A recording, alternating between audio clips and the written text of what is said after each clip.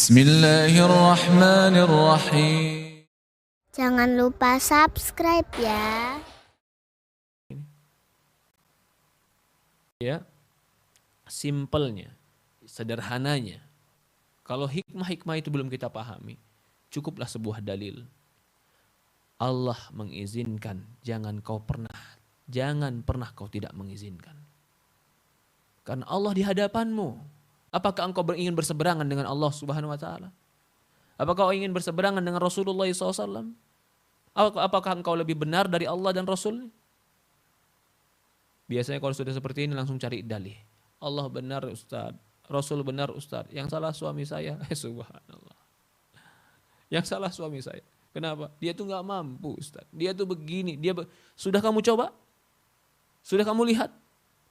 Sudah pastikah dia begitu? Ya belum Ustaz. Tapi kan. Kalau kita bertapi-tapi, berandai-andai, si istri kekeh nggak boleh kamu nikah lagi. Si suami menggebu karena dia ingin menikah lagi. Faktor-faktor tadi, lingkungan dan semisalnya. Terjadi cekcok rumah tangga. Saking cekcoknya, si suami menampar istri. Melukai istri. Meninggalkan istri. Nggak mau ngelayanin istri lagi, jarang pulang. Benar apa salah laki-laki ini? Salah. Memukul itu kezoliman. Tidak menafkahi itu kezoliman. Menggantung dia, tidak mencerainya tapi membiarkan dia begitu saja itu kezoliman. Gak boleh. Gak boleh seperti itu zalim. Itu kalau laki-lakinya berbuat itu. Kita berandai lagi. Begitu si perempuan kekeh gak mau. Si suami pun takut terhadap agamanya. Kalau saya gak lakukan ini, saya bisa rusak. Karena lingkungan saya, karena keadaan saya harus tambah lain. Akhirnya deadlock, nggak ketemu nih ngobrol si suami sama si istri. Tapi si suami nggak mau nampar, nggak mau pukul, nggak mau menggantung. Dia bilang sama istrinya, kalau gitu, kalau kamu nggak setuju, aku nikah lagi, kamu kucerai. Ku kembalikan kamu kepada bapakmu, aku mau nikah lagi. Orang kedua ini haram atau tidak? Yang pertama tadi, dia nggak mencerai istrinya, tapi dia tampar istrinya. Dia gantung istrinya, dia tinggalkan istrinya, dia nggak hargai istrinya. Tapi dia nggak cerai istrinya. Orang yang kedua, dia nggak mau mukul. Karena haram memukul. Dia nggak mau menggantungnya. Dia juga nggak mau menzoliminya. Cuman dia katakan, kalau kau tidak setuju, kubalikkan kau ke bapakmu, aku mau nikah lagi. Laki-laki kedua haram atau tidak? Salah atau tidak? Jawabannya nggak salah. Apakah bercerai itu salah dan kezoliman? Daripada, mungkin dia berpikir daripada aku tetap bersamamu kau kupukul, atau daripada aku tetap bersamamu aku serong, daripada aku tetap bersamamu tapi jiwaku tetap menginginkan yang lain, agamaku rusak. Kamu kucerai, gak ada yang rusak dalam agamaku. Sekali lagi, kita berpikir secara syariat. Hitungannya adalah syariat. Zolim, jahat itu adalah syariat atau diizinkan atau tidak. Ini dua contoh nih saya ingin contohkan. Ya. Kamu mau suamimu yang mana? Yang menzolimimu? Atau melepasmu? Atau suamimu dia berbuat tanpa berizin padamu? Kalau seandainya itu betul-betul terdorong dalam dirinya. Walaupun kita nggak menyamaratakan, semua orang pasti berbeda dalam kebutuhan ini. Dalam kebutuhan jiwa, dalam kebutuhan keseharian, dalam kebutuhan lingkungan, dalam keadaan rumah tangga, banyak faktor yang mengantarkan kepada itu. Bukan hanya faktor syahwat saja, mungkin ada faktor syahwat, mungkin. Tapi banyak faktor yang mengantarkan kepada itu. Faktor ketenteraman jiwa, faktor waktu, faktor kesehatan, faktor anak, faktor keluarga, banyak. Contoh lain, seorang laki-laki nikah pada seorang wanita. Qadarullah Allah takdirkan si wanita ini setelah diperiksa di dokter nggak punya anak atau vonis dokter mandul. Apa hukum menikah dengan perempuan mandul? Disebutkan oleh para ulama. Ini perempuan jelas-jelas mandul, nggak punya anak dihukum mandul, menikahi dia. Ada yang mengatakan makruh karena pernikahan itu tujuannya adalah anak. Kalau kau menikah dengan dia yang sudah kau tahu dia tidak akan punya anak, makruh pernikahan. Lebih baik kau cari wanita yang lain yang bisa memberikan engkau anak. Nah, kalau kita ambil pendapat ini, kasihan perempuan-perempuan yang dia mandul tapi dia butuh secara psikologis. Lalu laki-laki mendapatkan istri yang gak punya anak. Karena sudah vonis dokter tadi. Dia butuh penerus dalam hidupnya. Dia butuh yang mendoakan dia butuh yang akan memopong dia dalam jenazahnya, dia butuh yang menuntun dia ketika dia tua dengan tongkatnya, dia butuh anak yang akan memberikan dia sedikit bantuan ketika masa jomponya. Dia butuh penerus. Apa yang dilakukan laki-laki tadi? Salahkah dia ketika dia mencari perempuan lain yang memiliki rahim yang subur? Gak salah. Karena untuk kehidupan dia butuh untuk dunia dan akhirat dia. Investasi akhirat itu anak. Investasi dunia pun anak. Ketika jompo, tua, gak punya anak, siapa yang akan membawa kita ke rumah sakit ketika kita sakit dan sesak napas kita? Siapa yang akan menjenguk kita ketika kita di rumah sakit dan membawakan obat-obatan kita? Siapa yang akan membopong kuburan kita dan memandikan kita dan mengumpulkan orang lain untuk mengatakan kita sudah meninggal, kalau bukan anak-anak kita? Butuh kepada keturunan. Itu pun faktor lain dalam rumah tangga yang dikatakan poligami. Banyak sekali faktor-faktornya. Banyak sekali faktor-faktornya. Tapi seorang muslimah, orang wanita harus sadari Allah izinkan dan Rasulullah izinkan. Ya, jangan biarkan pemikiran-pemikiran barat masuk ke dalam kepala kita. Apalagi dibungkus dengan seolah-olah yang menggembar-gemborkan orang-orang beragama juga. Yang menggembar-gemborkan adalah orang-orang yang juga ya seperti kemarin yang digembar-gemborkan seolah-olah dengan layangan putus dia terzalimi. Saya tidak mengomentari kisah dia sebenarnya karena saya tidak tahu pastinya. Tetapi casing seperti itu banyak terjadi. Seolah-olah wanita terdolimi gara-gara suami nikah lagi dan melepas dirinya. Sehingga yang perempuan kedua dikatakan pelakor, dia yang dilepas seolah-olah layangan putus. Kita kembalikan kepada permasalahan kita tadi. Zolim atau tidak laki-laki yang seperti itu? Jawab dengan syariat. Kalau zolim, kalau jahat, laporkan ke polisi. Adakah penjara untuk mereka yang mencerai istri mereka gara-gara istri tidak mau dipoligami? Gak ada. Penjara dunia saja gak ada, apalagi akhirat. Yang namanya kezoliman dan kejahatan itu pasti ada hukumnya. Pasti ada hukumnya. Menghalangi atau seorang suami merasa dirinya butuh, lalu khawatir agamanya rusak. Dia sehingga ingin membutuhkan pasangan lain. Tapi ternyata istri pertamanya menghalang-halangi dia. Apa yang harus dia lakukan? Apa yang harus dia lakukan? Orang awam yang gak punya agama, dia na'udzubillah sebagian mereka meracuni istrinya. Jahat, zalim itu. Atau kebalikannya, seorang istri menghalang-halangi, membunuh perempuan tadi, yang kedua dikatakan apa? Pelakor. Karena dia sudah menganggap ini punya saya sendiri. Siapa yang melabelkan suami itu milikmu sendiri? Allah saja tidak melabelkan itu. Rasulullah tidak melabelkan itu. Ibunya pun tidak melabelkan itu. Kalau wanita betul dimiliki oleh seorang laki-laki. Tapi seorang laki-laki tidak dikuasai oleh seorang wanita. Tidak.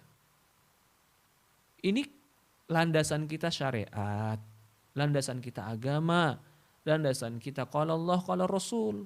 Bukan landasan kita adalah pemikiran liberalis, pemikiran barat, pemikiran-pemikiran yang merusak agama Islam. Inilah Islam, agama yang mengajarkan kebaikan dunia dan akhirat. Dan kebaikan itu akan terbukti jika kita yakin melakukannya. Tapi kalau kita malah meragu-ragukannya, mencontoh-contohkan dengan contoh-contoh yang jelek, semakin ragu kita dengan syariat ini. Seolah-olah ujung-ujungnya benar gak sih agama ini? Poinnya dia cuma meragukan satu masalah, poligami. Tapi kelama-kelamaan setan membisikkan dia, kalau gitu agama ini benar apa enggak sih? Gara-gara satu poin yang dia ragukan, akhirnya banyak poin-poin yang akan dia ragukan. Dan itu enggak benar. Agama ini adalah agama yang hak, yang turun dari Allah, yang diamalkan oleh Rasulullah, dan diajarkan oleh umat atau kepada ulama-ulama kita, kepada umat Nabi kita Muhammad sallallahu alaihi wasallam. Mari kita baca, ya, mari kita baca sedikit. Su'ut tasarruful mar'a idza adada zawjiha. Jeleknya perangai istri ketika suami berpoligami. Dia kira dengan perangai dia yang jelek, suami akan berubah. Dia tambah nggak ngeladenin, diajak malam malah dia yang jauhin, munggungin, diajak ngomong baik dia malah membentak. Dia kira itu memperbaiki. Kau bukan sedang memperbaiki, kau telah memperjelas keretakan. Faminan nisa'i man idza tazawwaja 'alaiha zawjuha bil balighatu fil ghirah. Balaghatul fi ghirah wa tasarrufat bil jahl wa hamaq wa nazaq wa safih. Sebagian perempuan jika suaminya menikah lagi berlebih-lebihan dalam cemburu. Bukan cemburu yang terlarang itu lebih-lebihan dalam cemburu. Cemburu nggak terlarang selama nggak berlebih-lebihan. Tapi ini berlebih-lebihan dalam cemburu sehingga zalim, mencaci maki perempuan lainnya. Wa tasarrufat bil jahal, sehingga perbuatannya kayak orang dungu, orang bodoh. Hamak itu dungu, nggak masuk akal. Wa nazaq, wa safih, itu semua sebenarnya kalimat-kalimat yang menunjukkan perangai yang nggak masuk akal udah. Gara-gara cemburu dia berbuat sesuatu yang nggak ditoleransi oleh akal gitu. Minum baygon lah, atau sebagian mereka lompat dari gedung yang tinggi lah, atau sebagian mereka adalah malah membunuh wanita yang kedua lah, atau sebagian mereka malah saya balas kamu dengan saya serong lagi. Ini kan kedunguan, kebodohan. Faqad tata'arrad ala hikmatu ta'addud. Bahkan bisa jadi mereka ya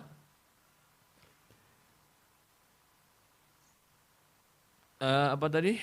Waqad tata'arrad ala hikmatu ta'addud wa qad tad'u bil wail was thawr. Bahkan mereka menentang hikmah ta'addud. Ya, menentang itu tadi enggak terang-terangan. Iya, ta'addud itu boleh. Ta'addud tuh poligami itu di Islam ada. Bener, nggak boleh tentang poligami. Cuman itu zaman Nabi, zaman sekarang nggak ada. Ini menentang secara halus ini namanya. Sama seperti orang yang ini kalau kita contohkan orang yang apa? Liberalis. Oh, kisos itu ada. Potong tangan tuh ada. Rajam tuh ada. Zaman Nabi, zaman sekarang nggak ada. Nggak bisa zaman sekarang karena melanggar hak asasi manusia. Ini kalimat apa bedanya? Cuman susunan kata yang berbeda tapi garis besarnya sama. Garis besarnya sama ini kalimat. Menolak hikmah poligami. Ya. Sekali lagi saya bilang, saya sedang berbicara depan akhwat. Bukan berarti, karena kalau saya berbicara dengan ikhwah, mungkin saya akan mengatakan hati-hati berpoligami, takutlah berpoligami, tidak mudah berpoligami, kezaliman berpoligami itu akan menjadikan kesalahan yaumul qiyamah, pinggangmu akan bengkok. Itu ketika berbicara depan suami. Kalau itu saya bicara depan istri sekarang, apa faedahnya? Orang poligami itu miring nanti. Istri gak bakal pernah poligami. Tapi saya sekarang berbicara depan wanita, depan akhwat, depan ummahat. Jangan tolak. Wa qad tad'u bil wail was sabur, bahkan telah mengatakan celaka, kalimat kotor, kalimat jelek keluar. Wa takhammasul wajhuha, bahkan dia tampar-tampar wajahnya. Wa tashaqqu jaybiha, robek pakaiannya. Wa qad tahazzalu manzilu zawjiha wa tadhhab ila baiti ahliha. Bahkan dia kabur dari rumah suaminya. Kabur dari rumah suaminya, bilang sama mamanya. Yang lebih parah, bang, kalau abang mau jajan, gak apa-apa jajan aja. Yang penting jangan poligami. Ya Rabbi, ya Rabb, ya Rabb, ya Rabb. Betapa dungunya wanita seperti ini. Kalau kau biarkan suamimu jajan, dia akan dapat penyakit, kau akan dapat penyakit. Kalau biarkan suamimu jajan, kau biarkan dia dalam kemaksiatan dan dosa, dan kau ridhoi dosa dan kemaksiatannya. Hanya untuk apa? Ya kalau dia jajan kan warisan gak terbagi, Ustaz. Ya Rob, cuman karena harta kau rela untuk melakukan itu semua. Ini lucu. Sampai ada sebuah kisah, Ustaz, dulu seorang laki-laki bilang, Ustaz, dulu saya awam. Saya itu melakukan mabuk, judi, perzinahan, tangkap polisi. Istri saya sabar, Ustaz. Nungguin saya sampai keluar dari penjara. Tapi begitu saya belajar agama, Ustaz, saya jadi orang benar, lurus. Istri saya nggak sabar, malah istri saya minta cerai sama saya, Ustaz. Ya Rabbi, ya Rabb. Akal kemana? Kemana akal sehat? Kemana cara berpikir yang jernih? Kemana yang dikatakan kecerdasan dalam berpikir, intelektual, kemana? Ya Rabbi. Sebagian wanita membiarkan itu.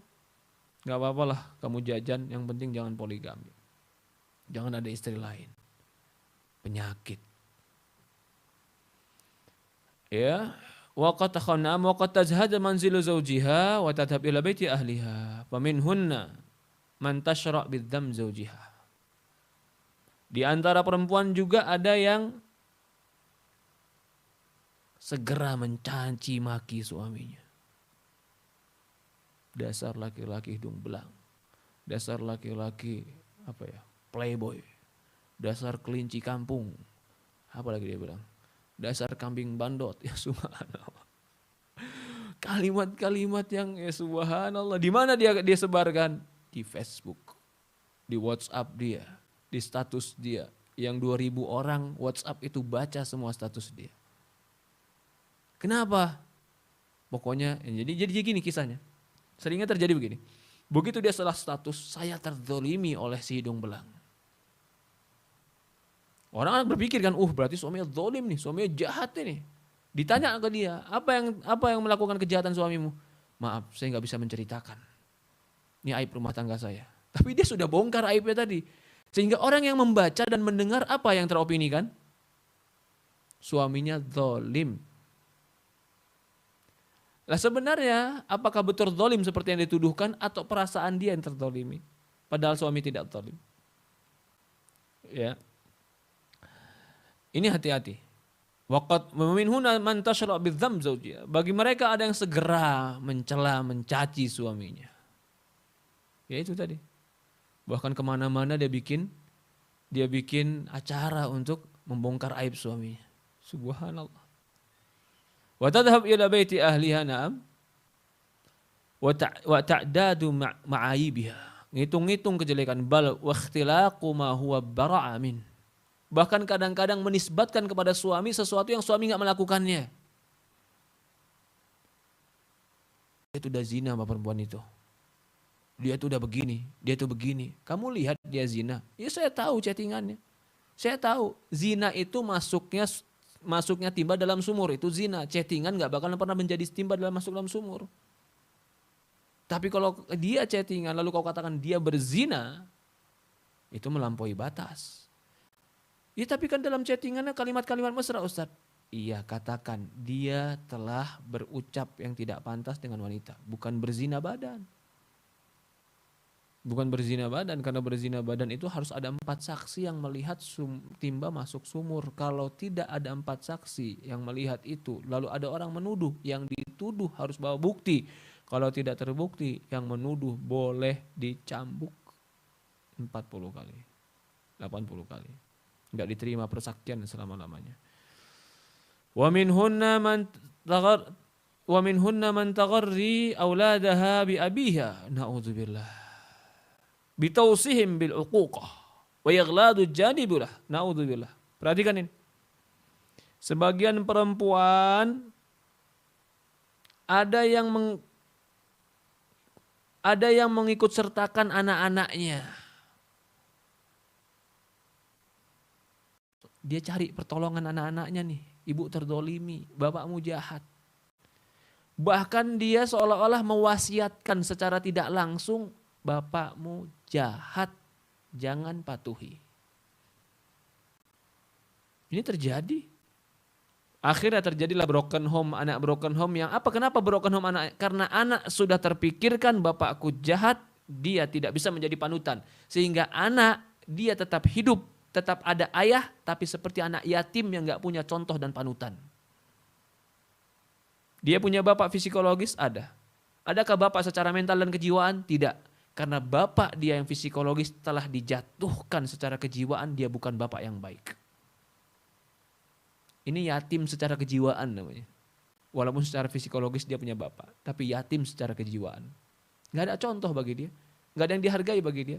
Gak ada panutan bagi dia. Siapa yang mematikan itu dalam hati dia? Ibunya. Kenapa ibunya mematikan? Karena ibunya mengatakan bapakmu jahat. Siapa yang menanamkan dan membuat anak ini menjadi durhaka? Ibu. Inilah perempuan pengkhianat. Mengkhianat itu bukan berarti hanya berzina, bukan. Ya, dia menggambarkan sesuatu yang tidak benar, itu khon namanya. Maka itu Allah katakan istrinya Nabi Nuh itu pengkhianat, istri Nabi Lut pengkhianat. Bukan istri Nabi Nuh dan Nabi Lut itu berzina dan serong, bukan. Tidak mungkin istri para nabi serong. Allah akan menjodohkan mereka dengan orang-orang suci, minimal suci kemaluannya. Tapi kenapa Allah katakan istri Nabi Nuh dan Lut itu pengkhianat? Karena mengkhianati pendidikan anak-anaknya. Sehingga anaknya gak ada yang mau mengikuti bapaknya. Gak ada yang mengikuti agama bapaknya. Bisa dikatakan pengkhianat secara bahasa. Wa ighladu janibilah. Bahkan dia setelah mengikut sertakan anak-anaknya, ia bujuk mereka untuk durhaka kepada ayah dan bersikap kasar kepada anak bapaknya. Bahkan ada yang mencapai puncak kebodohan dan ketololan. Kita berlindung kepada Allah darinya. Ia jual agamanya dengan pergi ke dukun dan paranormal. Agamanya rusak sekarang ini. Hanya karena ingin hati suaminya dia penuhi dan dia pegang, dia jual agamanya pergi ke dukun dan dia bayar dukun, dia telah melepaskan pakaian imannya. Artinya dia telah pergi daripada kehidupan surga dan melangkah kepada kehidupan neraka. Dia sengaja masuk neraka cuman gara-gara ingin merebut hati suaminya. Kemana akalmu? Kemana agamamu? Kemana imanmu? Kemana takwamu? Ya Rabbi. Wa yatabi'u dinaha bidhihabi ila sihrah wal mas'udin. Wa raghba fi ataful qalb az-zawji alayhi. Yang dia inginkan adalah hati suaminya. Wa sarafa an zawjati jadida, agar suaminya membenci dan berpaling dari istri yang baru.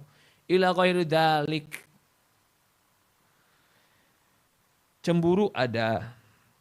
Sakit hati mungkin. Merasa tersaingi ada. Lalu bagaimana caranya? Bukan pergi ke dukun. Tapi kau harus tahu bagaimana cara mengambil hati suamimu. Enggak kan Ustaz, dia kan istri kedua Ustaz. Masih lebih muda, lebih segar, saya kan lebih tua Ustaz. Pastikan yang lebih muda, lebih segar, lebih begini, lebih inilah Ustaz. Itu cara berpikirmu yang salah. Mungkin iya, bisa jadi seperti itu, mungkin. Tapi kau punya sebuah poin, apa itu? Kau lebih lama kenal dengan suamimu dan kau lebih tahu bagaimana menghadapinya. Itu poinmu yang lebih besar. Itu senjatamu yang lebih ampuh. Bahkan itu menjadi sebuah poin yang bisa kau gunakan untuk merebut hatinya. Harusnya bukan malah menjadi minder, menjadi jauh, menjadi patah hati, menjadi mengurung diri, menjadi sedih. Tidak. Ada sesuatu yang dimiliki oleh dirimu, tidak dimiliki oleh dia. Dan kau harus pergunakan semaksimal mungkin apa yang kau miliki dengan baik. Agar kau bisa menggapai dan mendapatkan apa yang kau inginkan. Maka itu istri Nabi Muhammad SAW. Mereka memang saling cemburu. Tapi kecemburuan mereka itu tetap sportif. Cemburu mereka tetap sportif. Artinya tidak ada kezaliman. Artinya tidak ada saling menjatuhkan yang berlebihan.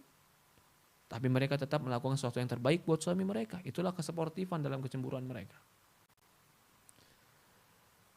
Dikatakan lagi, idza btalaita bi an yu'addida zawjuka.